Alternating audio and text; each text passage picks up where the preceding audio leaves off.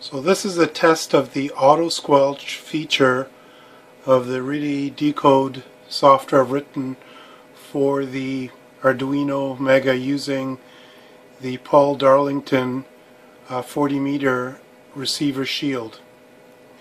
So if you look at FLDIGI in the corner here, it's got a squelch button. You can see it SQL, and it's got a little slider here, and the slider controls the squelch level.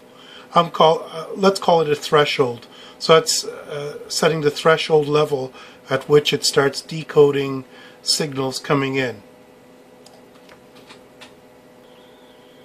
So currently, right now, the way I configure my software is through the command line, and later on I'll have rotary encoders and buttons and so forth, which will control various features in the Arduino. But the first thing I have to do is set the frequency that the Si5351 Shield will be sending to the SA602 mixer.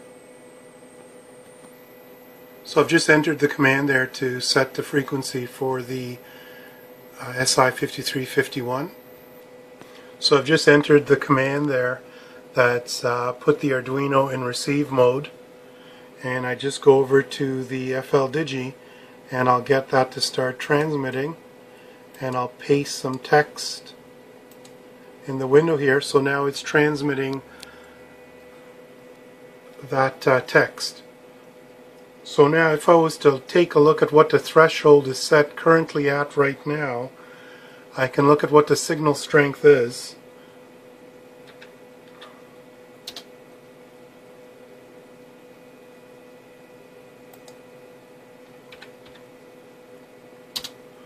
So right now this is telling me what the maximum value that the ADC is receiving, and as long as that's not above 512, it means I'm not clipping. This value here is giving me the signal strength of the signal coming in.